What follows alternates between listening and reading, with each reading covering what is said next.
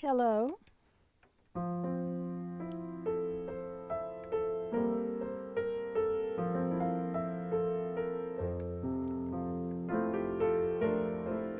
My name is Beth Green.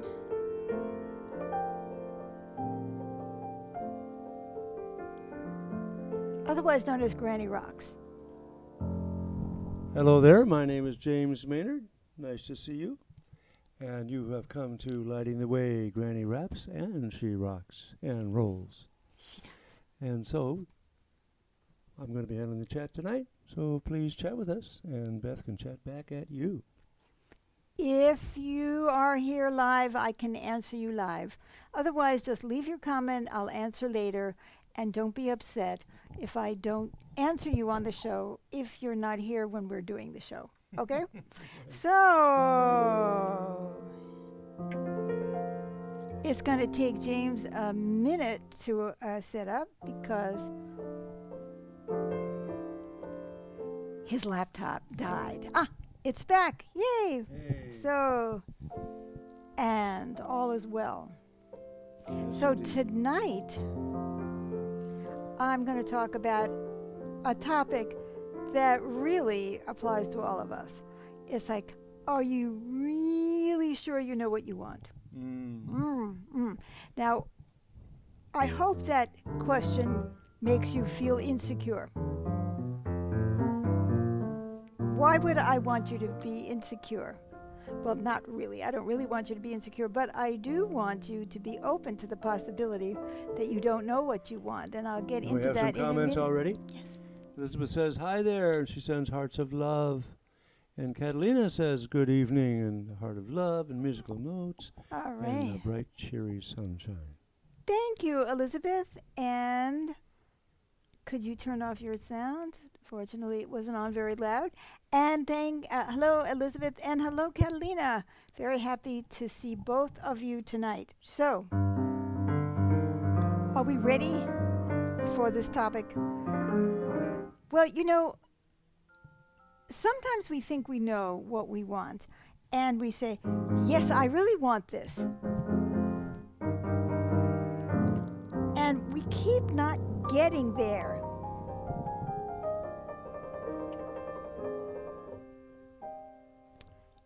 So, I'm going to hand you a tip for even when you think you know what you want. Yeah. Oh, Amy says, hi, Beth and James. That question does make me feel insecure for the reason you just gave. It brings into question everything I think I want. Oh, it's so true. It's so true. Well, let me tell you the one tip that is the foundation of this program. It's called Watch Your Behavior. You see, so much of what we do is in our heads, right? In our heads, in our heads, in our heads, in our heads. So, we think a lot, we talk a lot, we say this, we say that. Now, it could be like, oh, I really want that guy or girl or trans or what. And maybe you've talked yourself into that. And maybe you have. And so you really think you want it, and you line it all up, and you got everybody else convinced that you want it. And Amy says, ooh, I like that. Oh, goody. That means she heard the punchline. See, Amy, I didn't let you get to the punchline before I did this time. Oh, and Todd says, hi there, you too, and sends a triple hearts of love and lots of smiles. Thank you. So as I said, so much of what we are associating with wanting something is what we're thinking that we are wanting or feeling. But when I say watch your behavior, I really mean it. Now, for example, so I mentioned it could be a guy or a girl. It could be a job. It could be a house. In our case, it's a house, of course, because as some of you know, if you're following the program, we are house hunting, and the market is just insane. You have 1 minute to look at a house, and then there are 5 offers, then you lose. Amy says, well done, Beth. Thank you. So we were looking at a house. We loved it. We felt we really loved it. We went to the house. He said, "Oh, I love this house," and we told each other we loved the house, and we did all this research about how could we make it work, and we told our realtor we loved it. We told our friends we loved it. We loved it. And we really felt that way. And yet, I have to tell you something very interesting. When we made a bid, we made a full price offer, and these people made us wait a week to give us an answer. And I knew they were trying to get more bids and try to start a bidding war, and I felt really jerked around by them, right? I didn't want to do that. I thought, well, look, you want a little bit more? Give us a counter offer. But anyway, I don't want to get into the details, but the point is, they never did give us a counter offer. After more than a week, they took somebody else's offer. And someone had said, well, maybe you should offer. We had just made this offer, right? There wasn't even another offer yet. Oh, no, there was another. We were told there was another offer. And should we increase our bid? And I didn't feel like doing that. First of all, it was a tiny house. And it was a very fair price. And I don't like to be forced into overpaying for something just because people are manipulating me. So I don't like to be manipulated. So I said to myself, well, I don't like to be manipulated and to keep offering more and more. If we offer more, then they can come back and ask for more. And this, just give us a counter and then we can figure it out. Well, I hope I'm not losing you in all this gibberish. I want to get to the point, though. I really am trying to get to the point. I thought I was reacting to being manipulated. But you know something? I didn't want the house as much as I thought I did. Because I remembered, and James and I talked about this. Yes. I remember a house on the river in Mackenzie Bridge, where we could see the mountains and the river, and we were in the forest. I would have done anything to get that house. I wouldn't have cared if they were trying to manipulate me. You know what I'm saying? I would have done anything. Have you ever been like that? That you would just do anything to get something? Well, it's not always a healthy thing, I have to say. And we didn't have to, as a matter of fact, because our real estate agent was the real estate agent on both sides, and we all came to an agreement, and it was very courteous and loving, and it was fine. But what I'm saying is, I remember saying to James, if we don't get that house, I don't know what I'm going to do. So you see, why didn't I say, yeah, they have another offer, let's throw some more money on them? Well, it's because somewhere inside me, I didn't want to. But I still, I couldn't feel it. I couldn't feel that I didn't want to. But if I looked at my behavior spoke volumes. Now, for example, and it could be about a job, it could be about anything, right?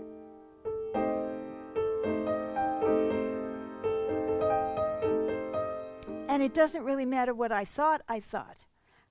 I looked at my behavior. And there must have been something going on. Yeah, I wonder how many times people have really thought they wanted a certain job.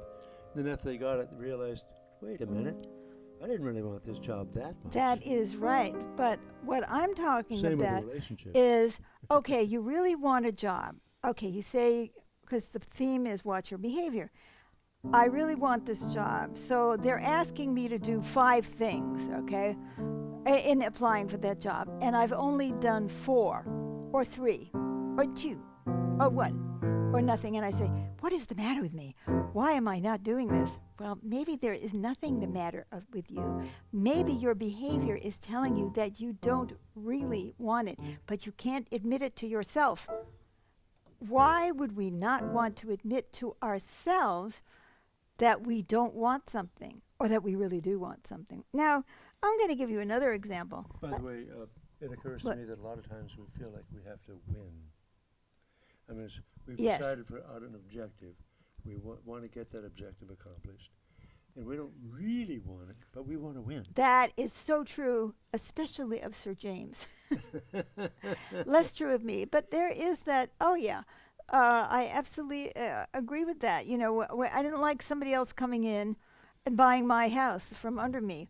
But I am certain that I must have had some inner conflict about that house, or I would have done everything to get it, including ignoring. So what? How I felt about the sellers. So now let's talk about another example. I really want to stop eating sugar. I really want to stop. I really want to stop eating sugar. I really, really, really. Oh, Todd says, can you hold the mic a little closer, James? Thank you. I'll treat it like an ice cream cone. That's right. Like it was his wife. Okay, so I really, really, really don't want to eat sugar anymore, but I buy cookies and I put them in the pantry. Now, which do you believe? The behavior. The behavior, believe the behavior. Now, it doesn't mean that I don't want to stop eating sugar. See, this is very important distinction.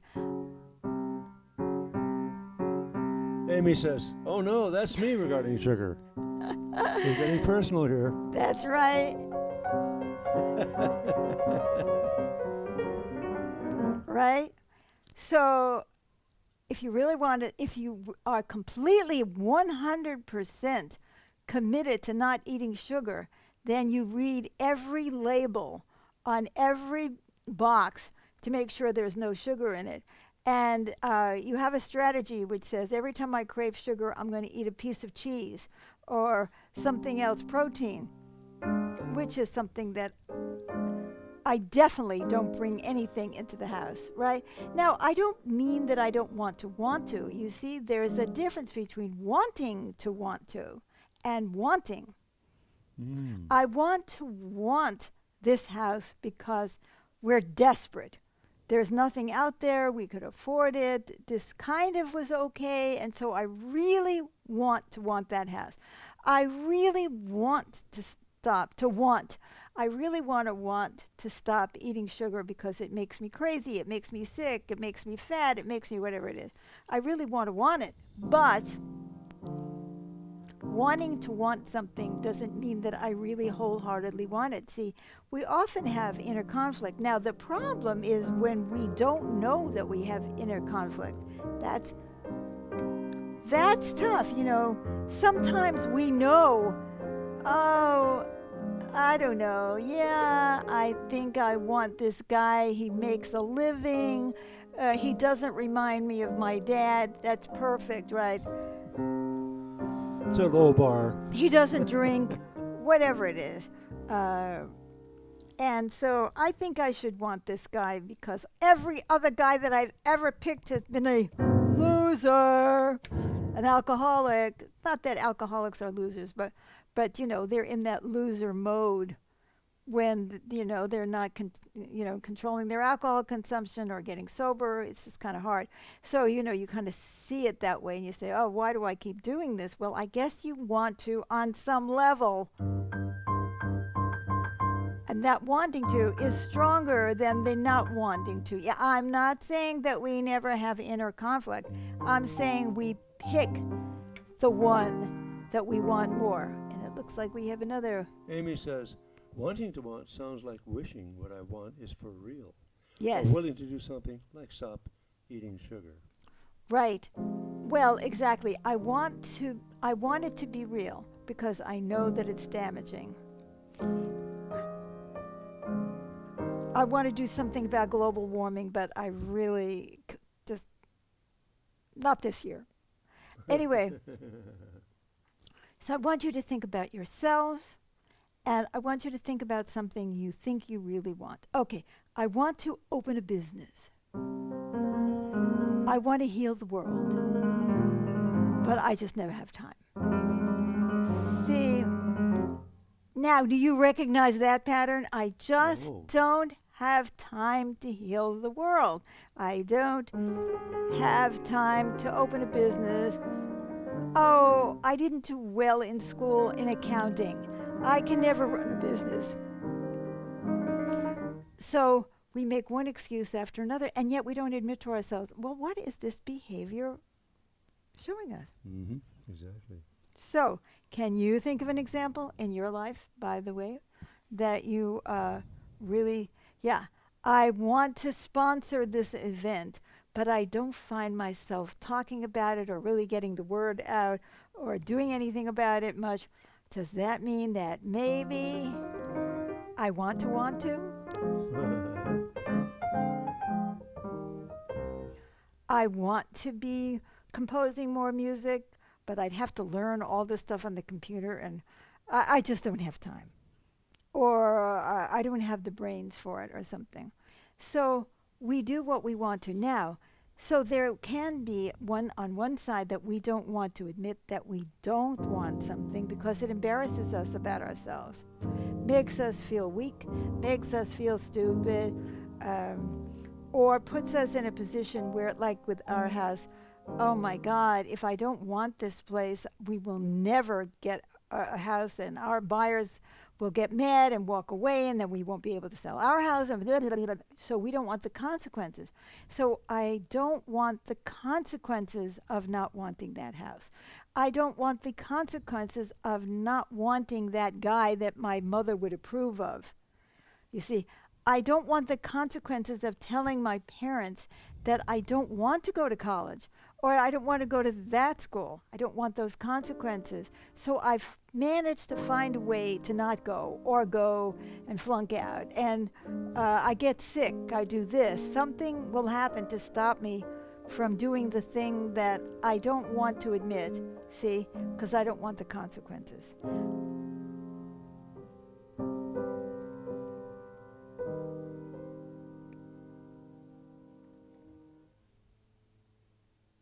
Or I don't want the consequences of admitting what I do want. I do want, for instance, something that has this or that or the other thing in the house, right? And I know that I'll never be able to get it because we don't have enough money. So I don't want to admit that what I really want is X, because then I'll have to sit there and feel the pain of I won't be able to do it. So that's another reason that we don't tell ourselves, you know. Or if I tell myself I really don't want this job, I'd rather take heroin, you know. That could have pretty serious consequences. Not just that I'm going to look bad to others, but what happens to my life. Anyone have anything to say or share about this before I go on about the various reasons that I might not want to admit that I want something or that I don't want to admit that I don't want it? Well, you know, what comes to mind for me is I keep saying I want to record music and put it out there. And yet, I have a fear of putting it out there because maybe people won't like it. So I find excuses not to do it. So do you really want to do it? Not enough. No, Not exactly. Not enough. So it's a very interesting thing. Is it not enough or is it no? You know, is it possible that you really don't even want to record music anymore? That you just want to enjoy playing? Or that you don't want the stress of it? Or you don't want any, you know, the critic in you to have to listen to yourself? Or it's just not what you want to do, that you'd rather go play golf? Or Well, I sure like to make music. Yeah, who's stopping you? See, nothing. Right, But nothing. do you see what I'm saying? And I do. I make music. So you could, exactly, you make music every Thursday night, as a matter of fact, with me. We do magical improvs. And in between as well. And in between. So you see what I'm saying. So we say, well, I don't want it enough. Well, that may in fact be the case. I don't want it enough. But it may be that I really don't want it, and I can't face saying that. So I say, I don't want it enough because it embarrasses me about myself. So that was a very good example, Thank you, ma'am. Sir James. Yes. Anyone else, anybody courageous person willing to talk about this topic. Maybe I don't want to get married because I'm gay and I'm expected to marry someone of the opposite gender. So I say, well, I don't want to get married. Actually, I don't even want to be with somebody of that gender. But I can't say that because I might antagonize people. Or I might have to admit to myself that I am gay. This could happen. Todd, I'm thinking about it. Oh, goody. Todd at least is thinking about it. Amen. So come back with something you think you want. And even, it's not always that we're insecure, that we say, oh, I don't know what do I want. So that's it. If we're willing to say, I don't know what I want, then it's easier to say, well, watch our behavior, or when in doubt, don't. But sometimes we say we really want something, and we are not doing it. And we come up with all kinds of reasons. So Todd is still thinking. Nobody else wants to throw one out. I bet everybody out there has at least one glaring example of something that they think they want, but are afraid they can't have it, or don't really want it, or would displease somebody. Okay. Amy says, maybe I don't want to buy a coaching course that I just did for support in finding gigs that pay more than weddings and could actually make a living playing the harp, which I love. Maybe you don't. Well, so, Amy, using the rule of thumb, watch your behavior. How are you acting? Okay, here we go. Todd says, music for me. They can't have it. I said I want... Let me see this. They can't have it. I said I wanted it, but probably not until I retire. And Amy says... I do have a 30-day opportunity to cancel it. Okay, so this is very good. So here's an example. Another example. This may help you. If we don't buy another house, then we get to stay in this one, right? It just doesn't. We just don't sell it to our buyers. Our buyers would be unhappy. But so I say to myself, I really want to stay here. I really love it here. I don't want to move. And I find myself on the computer looking for houses to move to, and it's in a different location. Watch the behavior. So I'm watching my behavior. Now let's go back to, so Amy, is there anything in your behavior that tells you that you don't want to do this coaching course? And it's not just in the behavior in the most obvious sense. It could be in the way you feel. It's like, oh, I'm talking about it, and I keep telling everybody how fabulous it is and how much I really want it. And then when I sit down to do it, I feel dread. That could be a way. You see that there's a contradiction between what you're saying and thinking. And so I think... I was just looking at that again by Amy, and she loves playing for weddings, but she can't see herself playing for other gigs. So, Amy, go in your heart and see what you really feel. And you can always decide, I don't care what I want, I'm going to do it anyway. You have a right to do that because, I want I don't want to go to work today, but I think I better because I want the money. We all have a right to do that, but we don't have to fool ourselves about it, right? I don't really want a career in wearing high heels. Oh, Amy says, only that I feel stressed and have stomach aches when I think about it. Well, there you go.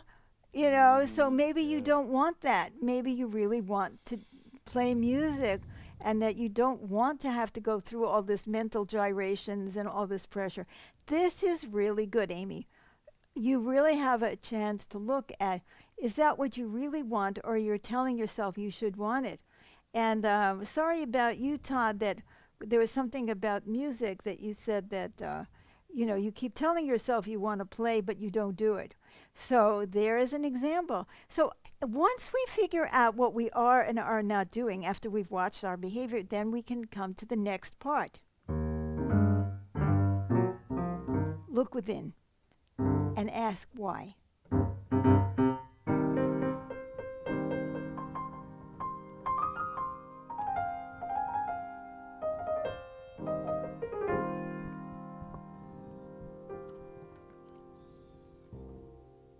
So why didn't I want that house?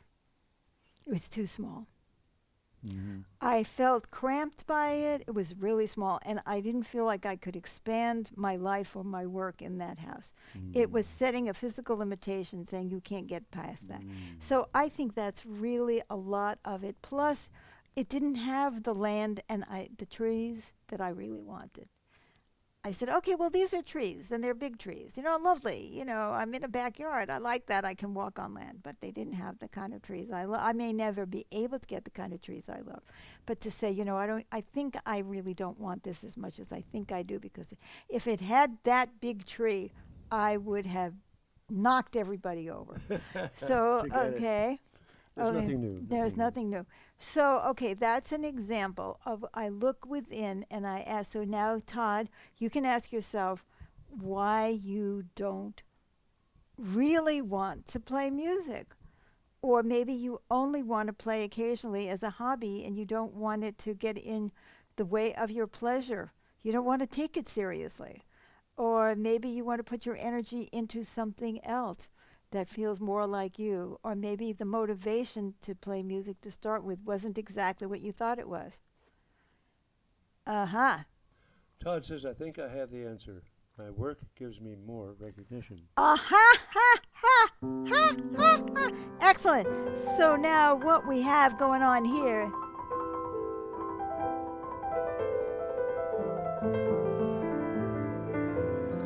So now that you've seen what you really want, which isn't to do the music, and you've asked yourself why, now you get to see that it's because of your ego, that you want to do something that gives you more recognition. Now you can look at it and say, is that what I really want? Do I really want to be doing something that gives me more recognition, or do I really want to play music because it satisfies my soul? And let's look at one more comment here. Yeah. Amy says, I can use the information this musician coach offered for free for 5 days. I have access to those videos to review them, but the course, which costs money, totally overwhelms me by following all the parts of it. Okay, so you feel like you would be overwhelmed if you're going to do this, and you don't feel like you can afford that feeling because of what that feeling of overwhelm does to you. And you can say, okay. Oh, and here, Todd said, you got it. Excellent, excellent. And so, Amy, so you're saying it's causing you too much stress. And you're saying, I don't want that stress right now. So now you get to look at that and say, is it true? Is it worth the stress? Evidently not, because you keep questioning. So that one you're going to have to sit with. I better get off the air. Do you realize that it's time? We have just about run out of time. We have. So this is Beth Green, otherwise known as Granny Rocks. This is Lighting the Way, Granny Raps and Rocks. Every Wednesday night at 6:30, I come on and say something to upset people. And or to move them forward. Move them forward. And every Thursday night, we improvise music. And that's tomorrow. That's at 7 p.m. 7 Pacific p.m. time. Come So join us. Because I do want to play the piano. Yes, indeed. Okay, we love you. Thank you. Don't forget to like the show, love the show, follow our page, and share this program. People need this kind of information to know. It's very simple. Watch your behavior. And if you say, I really support you, Granny, and you don't share the program, watch your behavior and say, oh, yeah, I want to support you. I want to support you, but I don't really want to. I don't really want to. And then you get to ask yourself, well, why? So there it is. There it is. Love you. Bye-bye. Bye-bye.